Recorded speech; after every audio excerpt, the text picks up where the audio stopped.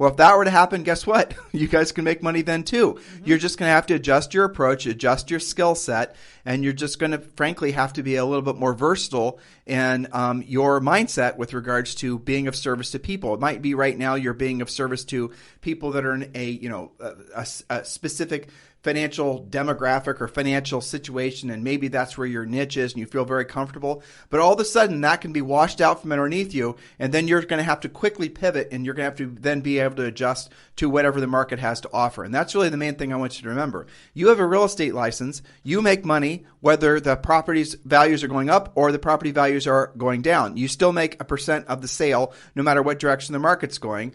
And you can't say, well, a seller's market is better for the market or a buyer's market's better for the overall market. There's attributes and detriments of both markets, but I need you to understand, it's critical that you understand, you can be successful no matter what direction the market is headed. And what we're going to present to you right now is the reason that we believe that there's going to be no sea change in the market. And I mean this on a national scale, perhaps even an international scale.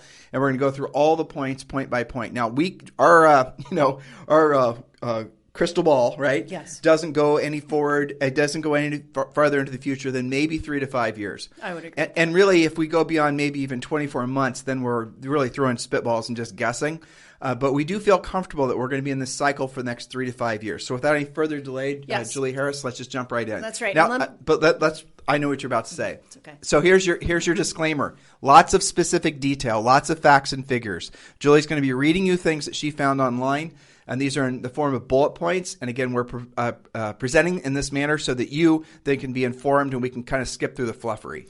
Yes, and just so you know how these podcasts are going to be laid out, this is a multi-part podcast series specifically about why we're not likely to end in a bust to the perceived boom here. Okay, so we're going to take one topic per day because there's a lot to this. There's not just one reason that we've researched. So today's topic du jour is all about lending.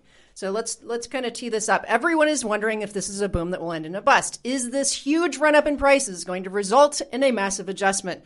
Well, it is a logical question, considering home prices are up a staggering 17.2% year over year.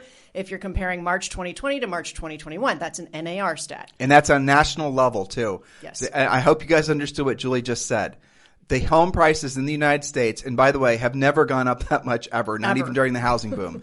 So they've gone up by over 17% in 12 months alone. And I don't know if you, I suspect you covered this, but everyone who was doing predictions in fourth quarter last year into the first quarter of this year about what the market was going to do, all of them were wrong. They all thought the market was going to level off and the appreciation was going to, or inflation was going to be less than 6%. Every single prognosticator was incorrect.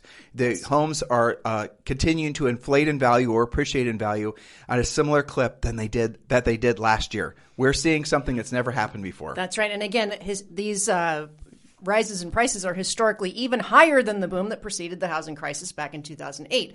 Now, Morgan Stanley reports home prices as measured by the S&P Case-Shiller Index rose 12.2% over the last year, with prices surging across all 20 of the metropolitan areas that is tracked by the index.